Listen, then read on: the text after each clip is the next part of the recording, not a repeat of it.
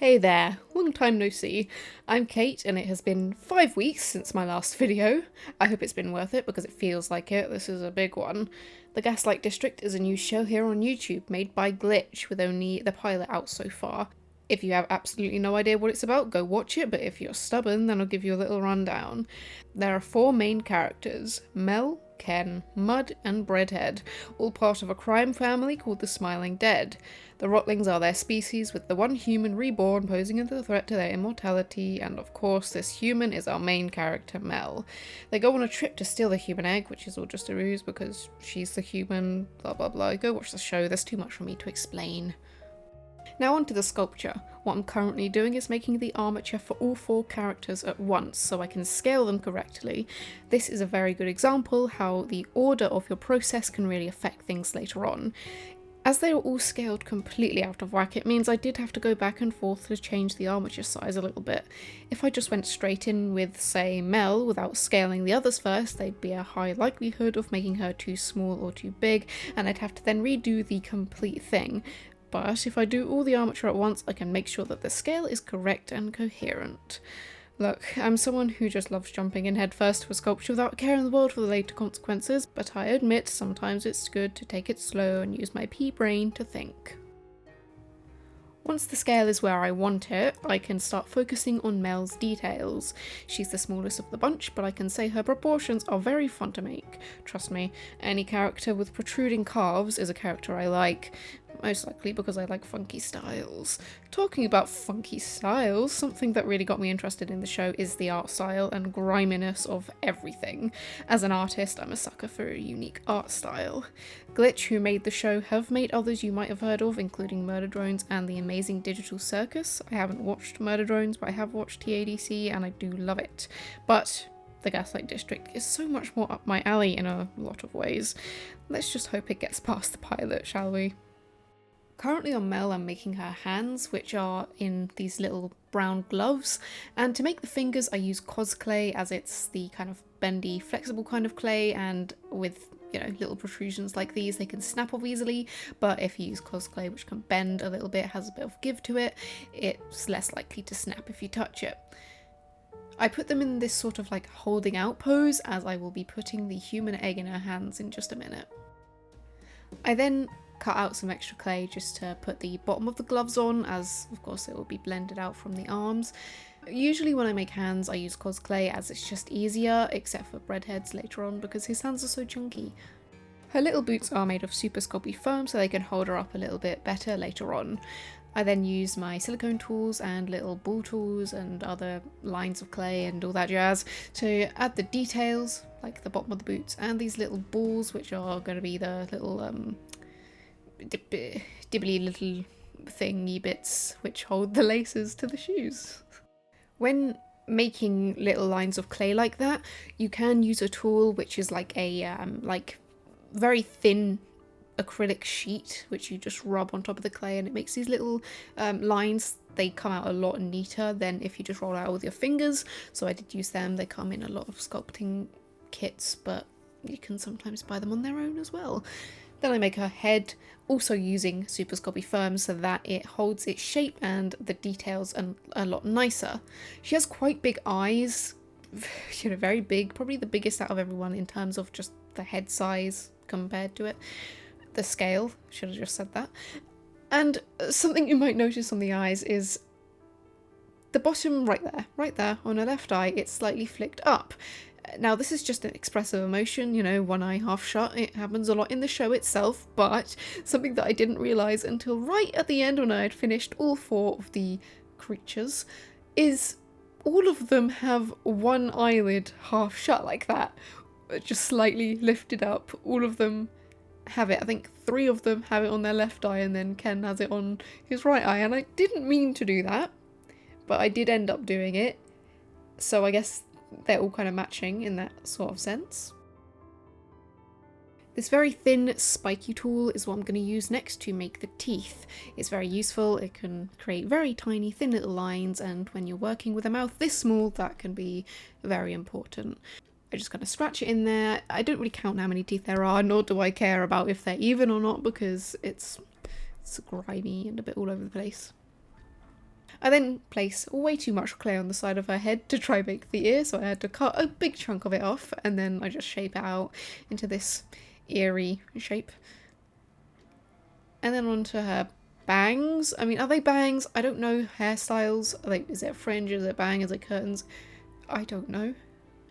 My two hairstyles is up and down. That's about it. So I make these again out of Cosclay so that they can bend because they are very flimsy, and on the front of her face, and also I guess it adds a bit of motion. If you actually want to move them, you can, especially with the bit of metal wire in there. I then go in again with more Cosclay to make the ponytail on the back of her head as well. So when you put your hair up into a hairband or whatever, you can sometimes get these little lines in your hair, which I think is actually what's being presented here on Mel, which I really like, so I added those just using little slabs of clay, and then I detail them on top after adding the ponytail in. She also has this very tiny little flick on the front of her head too. Adorable. Unfortunately, tiny little pieces like these are very, very delicate, so I really need to be careful later on because there is a high likelihood of it just kind of snapping off if I don't take care of it. But I finish it off just by texturing the hair with my silicone tool, and then I slide the head onto her neck, and that's pretty much Mel done. I did add the egg in kind of behind the scenes because it's just pretty much a lump of clay, it's nothing special. She does have this little collar around her neck as well. And then I move on to Mud. Muddy Buddy! Okay, Kate, you freak. Let's have a little intermission, shall we? As you may know from looking at my channel, community posts, or even the title of this video, we hit 1,000 subscribers. How absolutely insane is that? 1,000! And of course, right after that, I had to go and disappear for 5 weeks, huh? I am sorry about that, but I'm gonna make it up to you. How, you squeak from behind your screen? Well, I want to do a giveaway. That's right. You have a chance of getting a commission from me for free. Unfortunately, I can only stick it to Europe. I am really sorry, I know a lot of you are from America. No hard feelings, right? So, what I need you to do is sneak down into the comments and put this little phrase. Remember, only Europe, be subscribed, and if you want to put an actual comment, just make sure you put this phrase right at the start so I can, you know, make sure that you are in. Or just make a separate comment if you'd rather do so. Between this video and the next, I will spin a wheel to decide the winner, but it will be last person standing on the wheel, so spin, take the name off, spin again, etc. until we have one left. This will be open for 5 days, and I will announce the winner as a post in my community tab on Friday the 13th of June at 6 PM. Uh-oh. So look out for that. If you win, pop on over to Instagram and send me a message so we can have a chat about the details. If you can't, Instagram will just do whatever works within reason. Safety notice: do not disclose any personal info in the comments if you do end up winning. Privately only. Anyways, thank you again. 1,000 subs is something we've been hoping for quite a while now, and I'm amazed we ended up getting there. I couldn't do it without you, so thank you. Anyways, back to our regularly scheduled programming. I'm currently working on Mud's head. It's a bit of a difficult one since he has kind of the bottom half of his head detached and only held together by a few pieces of grimy flesh in between his mouth, which isn't, it's not easy to say the least, but I managed. Again, Super Sculpey Firm is the best for doing heads. Get all those little details crammed in there, all perfect. And the top of his head is exposed skull, so I had a little line of clay to separate it from the main flesh. Then I work on the bottom of the mouth, again putting in the little teeth and then attaching it. I don't know if these little bobbly bits at the bottom of his mouth are supposed to just be, you know, little drips of skin, or if they're kind of supposed to look like a bit of a beard, but I don't know. I'm gonna assume it's just skin because he's green and grimy. He also has a, I think it's a fedora. Is it a fedora? Is that fedora? I don't. Because he's a sneaky little fella, I guess. And one of his legs is exposed to bone.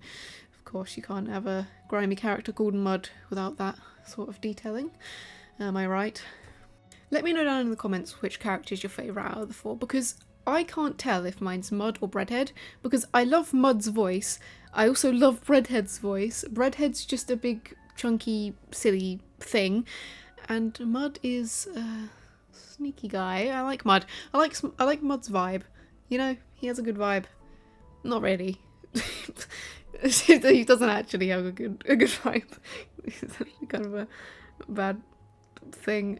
I mean, you can't really say that though, because pretty much every character in the show is kind of bad, isn't it? Except for Breadhead. Breadhead's a sweetheart. We love Breadhead.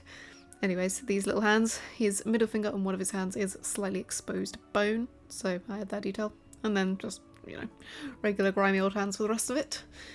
He has a long sort of trench coat jacket with 2 pockets, and to add those pockets I just make them and then secure them on with some clay glue, and then I attach it to the bottom of his body.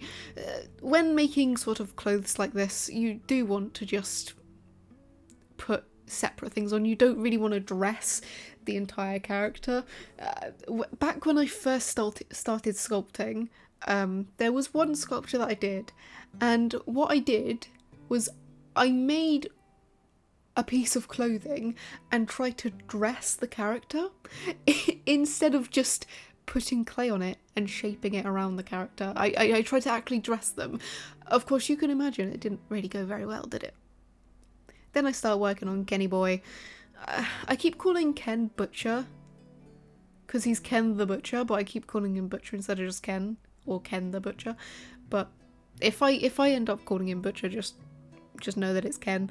I'm just being stupid because I don't know, Butcher just sounds more like a name for a character like this, you know, big kind of chunky thing with his butt hanging out. Yeah, Butcher's a more fitting name. Nah, I like Ken. Now, Ken's kind of missing the outer layer of fleshy skin on his right arm there. His left arm, alright. And to kind of, you know, make it look nice, I just had little fleshy, muscly kind of bits. Just make it look like muscle. And then the rest of his body is a bit, like, I can't tell if he's, like, buff or just a bit chubby. I think he's a mix of both. He is a mix of both. What am I on? I put in his little man breasticles. Oh my god. Just move on. Then, to add the texturing on this fleshy arm, I use a bit of kind of crumpled up foil, which is then spread back out, and it makes it kind of look like veins, which is nice. Then, for the overlapping skin, I use Cosclay, rolling it out and then making it kind of look all gritty at the ends and a bit frayed like that. Then I just blend it out to the rest of the arm, and it kind of overlaps that muscle nicely without it being just a bit of a random harsh layoff from the rest of the skin. He does have nipples. Yep. We get it. Nipples. Okay, can we stop focusing on the nipples, please? Okay.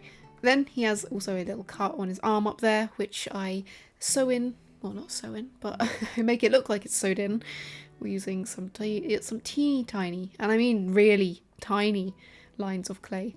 It's ridiculously tiny that on multiple occasions I squish them between my 2 fingers because I am a bit too heavy-handed. Now, the position of his hands, I want him to be looking quite frustrated over at Mel for holding the egg so recklessly. So he'll be having 2 of his hands kind of up in the air, looking a bit angered, which isn't unlike Ken. Again, watch the show. His fingers are quite easy to make. They're quite thick. They're not very detailed. They're just thick fingers. You know, the thinner the fingers, usually the harder, as they can get very flimsy. So most of the other characters, like Ken and Breadhead, have quite thick fingers, so I don't have to worry about it. I can't say thick fingers. Why can't I say that? Try saying that 3 times. Thick fingers, thick. Now, Ken's clothes are a little bit revealing. I'm not one to judge. Slay. Now, he has an apron on his front, covered in blood, which I, of course, use Cosclay to make, as it can come off at some areas around the back specifically, and this little bit at the front. And annoyingly, I mean, it's amazing for the character design, truly amazing, love it. But the straps for the apron don't touch his skin, so they kind of come up like that, so I needed to use Cosclay and a bit of metal wire running through it so that it could come off the body without it, you know, flopping all about. And look, it was a pain to make, but I do admit it looks exquisite. I love it. And he also has the little knot at the back of his apron too, just around the back. Of course, you have the two little flaps and then the little bow tie on top. I'm not about to tie some clay into a knot, so of course you just add the little separate bits with metal wire running through them. Very thin metal wire, enough for it to be bendable. And the flap at the front, to create the creases, all you really need to do is just pinch the bottom of the clay like this and it will make little creases. What you can do is you can pinch it and then kind of spread it back out again and it will leave a line without it being way too harsh. This just creates a very nice fabric looking texture, which flows nicely as well. If you really like to pay attention to how the fabric moves and exactly how it would move, then you can, you know, drape some fabric over a chair or just hold out some fabric, see how it moves. But the position of fabric changes every single little crease, so there's no real going wrong per se when it comes to fabric. Just know generally how it falls and you should be okay. I take it back there, that it is not just completely random, but just, I don't want to sound like an idiot. And then work on his head, especially his big mouth. I start off just by sketching out a little area and then I cave it in and scrape out some of that clay so that I can start making the teeth. He has a sort of underbite, so I push the top teeth a bit kind of back and then the bottom teeth out a little bit more, so it looks a bit more accurate. And then again, like I did with Mel and Mud, I go in with this teeny tiny little sharp tool so that I can create the teeth. Teeth in general, usually you'd assume are quite hard as they are very small, but they're pretty much just tiny little rectangles inside of a mouth. It's pretty easy, honestly. Don't let anyone ever tell you sculpting's hard. It's not. I get told that I sound weird when I say that. Sculpting's actually quite easy. I've been doing it for 4 years. Actually, it's been about 4 years. 5 years. It's been 5 years. Oh gosh, it's been I've been sculpting for 5 years. It's my anniversary. Literally, a few days ago, it's been my 5-year sculpting anniversary. I didn't even notice this. Oh no, what's happened? The months have gone by. Okay, I'm spiraling. I'll be quiet. Okay, so about approximately 5 seconds of me staying quiet, I'm coming back to tell you that we're starting on Breadhead. Now, I start just adding clay all across his body. I've used a lot of metal wire, kind of spiraling it around the thicker metal wire, just to bulk out the general shape so that the clay sticks easy. And I work on his shoes. He has very big feet. Okay, big feet. His head's bigger. He has a very big head. Breadhead, big head, Breadhead. Ooh. Anyways, I work on his main body before starting the head because I kind of need to get all of the detail on before the head, as it's very heavy and big.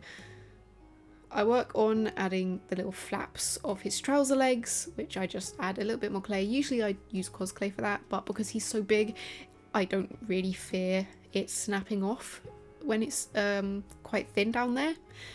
I also add these little lines of clay and blend them out softly so that they look like little folds in the fabric.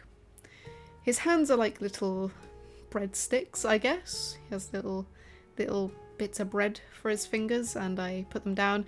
Again, using some metal wire through them, but this time, different than the other hands, I used just regular Super Sculpey, not Cosclay, because the hands are so big that I don't expect them to break or chip off in any way. The armature for his head was surprisingly difficult. I just had to have two rectangles of metal wire, put them together, and then tinfoil over top, and it was quite difficult actually. It just kept kind of falling apart, but once I got it down, I then started to kind of shape out the head. To make a square shape, all you really need to do is place a bit of extra clay on an edge and then blend it out. and it'll give you a much sharper edge than if you just try to place clay on top of kind of foil underneath. He has a nice big mouth full of very teeny tiny little scary looking teeth, even though they aren't sharp. I would not want to go anywhere near Breadhead. I mean, I love Breadhead, but he's scary. He's really scary. If you think about it, he's a sentient loaf of bread who is very, very giant and eats crows for a living. It doesn't... Watch the show. Just watch the show. Anyways, I use this kind of little curved tool to shape out the gums on the teeth, and it really nicely rounds out each teeth. Ooh, it's probably the best teeth out of all of them.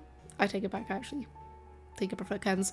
But anyways, I then add his lip on top, placing some extra clay, and Breadhead right now in this scene, he is drunk with some bottles of alcohol in his loaf of Breadhead. So I'm making his lips a little bit wiggly like that. I mean, just to generally show that he's drunk. It's quite a normal trope for a drunk character to have weird wobbly lips. I don't know why. I don't actually know why, but I guess that's how they look, huh? And then separate the sides of his head to make him look like slices of bread. Honestly, there was something really wrong with me when I was trying to make his head, because I tried to make 7 slices on the side of his head like 3 times, and I had to keep erasing the other ones because I kept doing 6, and I only realised right at the end. And I kept thinking that I had done 7, but I kept doing 6. I don't know why I couldn't count, but I got there in the end. Then I start making the little beer bottles. I think it's beer. It's some sort of alcohol that he shoves into the side of his head. That's how he gets drunk, and he does like 4 or 5 at once. Absolutely love that. The jokes in the Gaslight District are great, especially to do with Breadhead. At one point he like snorts yeast. I never thought I'd say those words. Anyways, I rub some tinfoil on the back of his head to make it look like rough crust, and then stippling on the front of his face for the sort of spongy loaf on the inside, and then bake the head and then place it on the body. And it was so heavy that I had to secure him down to these little cork blocks using some metal wire so that he wouldn't fall over while baking. And then make his other hand, kind of placing one of the bottles into his head, and then the final detail on Breadhead is his jacket, which I just add some clay on and then smooth it out, and then it looks like it's kind of in place on the top, even though it's only been the lines on the outside. Sculpting tricks. Then I will do something that I have never done before. On all of my sculptures I usually make my own bases with clay. This one I decided, because it's so wide and big, that I'd need to use foam instead, as I would use all of my clay, probably more than 1 block, probably about 2 blocks, just to make the base itself.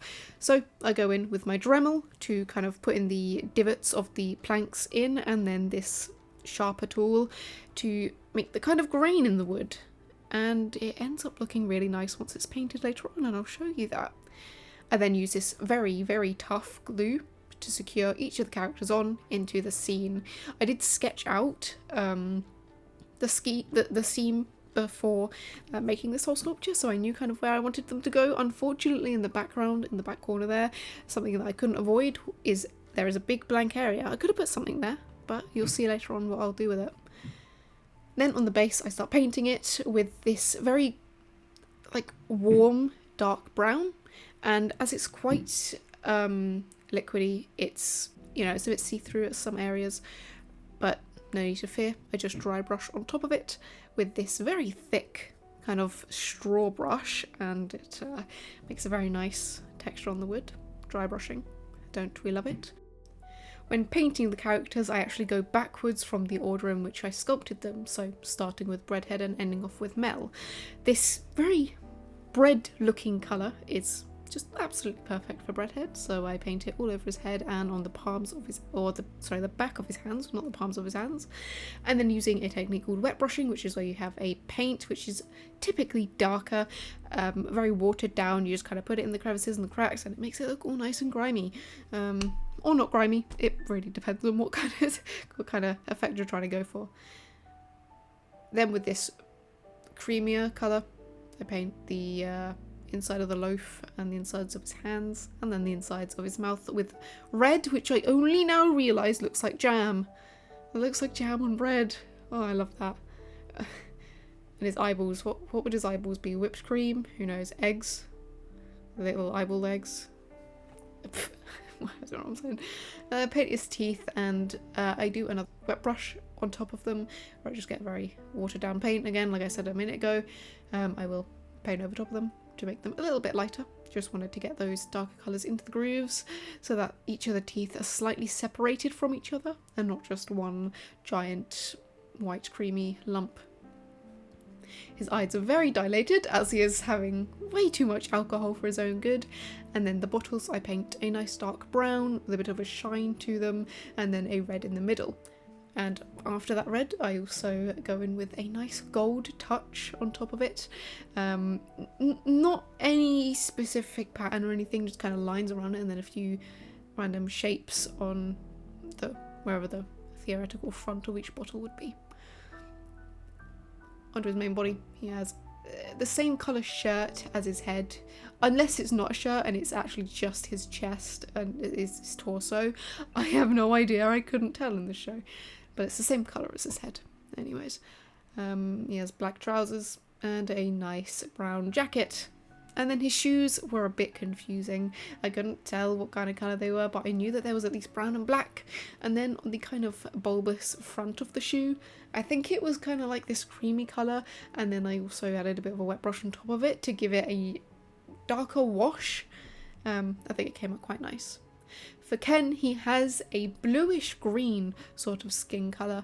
It was a bit difficult to kind of mix that colour, but I got it in the end. And after placing it all over his main body, I then go in with a brown. Now you might be thinking, why? But it's again wet brushing, and when going in with brown on top of this colour, it gives it a very nice, dirty, grimy kind of look. I put this brown colour into all of the little creases, and then using a paintbrush with just simply water on it, I blend it out. And now you can see it actually dries very opaque. You can barely see it. It just looks like a slightly different colour in each of the areas, and it's perfect. It looks amazing. It came out so much better than I thought it would. I then do pretty much the complete opposite of this, where I get a light colour instead of a dark colour, and I put it on top of areas to add highlights. Usually I do dry brushing, but because he doesn't have any texture on his body, it wouldn't work nearly as well. There's a big crossover with what I'm doing between each of these characters, so you'll see me skip a few things specifically on Mel later on because she's the last one. But again, I paint the eyes, I paint the gums in the mouth, and then the teeth on top. The teeth with Ken are a little bit more creamy coloured, with a bit of yellowish orangey brown tint to them. And when they are dried, I then go and do wet brushing, and look how that fills the gaps in the teeth. Oh, that is exactly what you want when you do wet brushing. That's literally just my dream, and it happened, and it's perfect, and I love it. I then go and paint his grimy little arm red, and then his clothes. I do, of course, add a little bit of wet brushing on the arms as well, just to give it a bit more colour. And his main apron and just clothes in general are kind of this light greyish white. His shoes are a much darker grey, and then I begin adding the BLOOD onto his apron, as he is a butcher. Something that slightly confused me was it's kind of said in the show that everyone has purple blood, but then on his apron, I think, unless I'm just getting it in scenes where the colour looks slightly off and it is purple, the colour on his apron is red, and I'm assuming that's just because animals might have red blood, and it might just be the Rollings that have purple blood. Who knows? Maybe I'm just thinking into things, or maybe I'm just colourblind. Who knows? Then I do this texture, this detail with the black lines. Ooh, ooh, amazing. Best art style, love it. Adding little black lines just on certain protrusions just really brings things out, and it looks like that in the show. I'm not just doing it. If you look at how Ken looks in the show, he does have the little lines all over his body like that in very specific areas, so not just randomly, but it really brings it out. It just adds another layer of detail to a body with not a lot of texture on it. Anyways, enough about Ken, we're on mud now. So I colour his main body, and I did kind of skip over his trench coat a little bit, but look at that lovely dry brushing on there. That was dry brushing and it looks like leather, and I'm proud of it, and I'm allowed to be proud of it. Then onto his face. He's green. I love how he's called mud, but then he's green and not like brown or like clay muddy colour. I don't know why he's called mud, but I love him. Yeah, he's very green. And something about mud is, if you've watched the show, you know that there is a very specific frame where you see mud, but like in that sort of SpongeBob style where it randomly hones in to one character and makes them look really grimy for absolutely no reason, just for like a split second, and then just goes back to the normal kind of cartoonish style. That's what mud looks like here, because there is a frame in the show where he looks like that. And I didn't mean to make him look kind of more like that model of him, but it did end up looking like that, and I think I kind of like it, honestly. He looks even more grimy, and I mean, who can say no to more griminess, really? I don't think anyone can. I mean, if you're watching this video about the Gaslight District, of course you can't. Griminess is what it's all about. Again, I'm still speaking about mud and I'm on Mel now. Anyways, I paint Mel's little kind of black details onto her hands, similar to how I did the black details on Ken, but just on her hands, on all the rest of her body. When painting the egg, you might see that I probably should have painted it white first and then done the hands afterwards, so I kind of went a bit reckless. I put the paint crazy over the hands just to get the white paint into the crevices to get under the egg, but then what you can do is just touch it up with some water. If you get paint in the wrong area, you just need to rub some water into it and then clean it up with a dry brush, and it will pretty much just pick up all the paint off, especially if you do it very quickly. Now, the egg is painted very roughly. It is supposed to look like that. Again, if you've watched the show, you most likely will know that. It is just a marker on an egg. Spoilers, you already know there's going to be spoilers. You might notice I painted Mel very blue here. I think I went under the assumption that she has very similar skin to Ken, but it's not. It's kind of like a greyish white with a very slightly a slight tinge of blue. She also has ginger hair, just like yours truly. What was that accent? Now, like I said earlier, their blood is purple. Other than Mel's, their blood is purple, so I add a little splatter of blood on the back there. I did also place it on some other areas of the ground, and I also added a sort of magenta to the centre of it where it wouldn't be as dry. And that is the final detail. Now I have to give it to him. Ace of Clay beat me to it by a few days, so go check out his video on making Mel. But in my defense, I have been working on this for 5 weeks, so it's pretty much 4 sculptures in one, okay?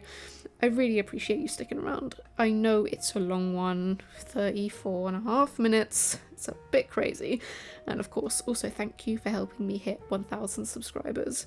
Don't forget to comment the little message so you are entered to the giveaway. Only Europeans. And if you haven't already, a like and subscribe would be greatly appreciated if you really did like this video.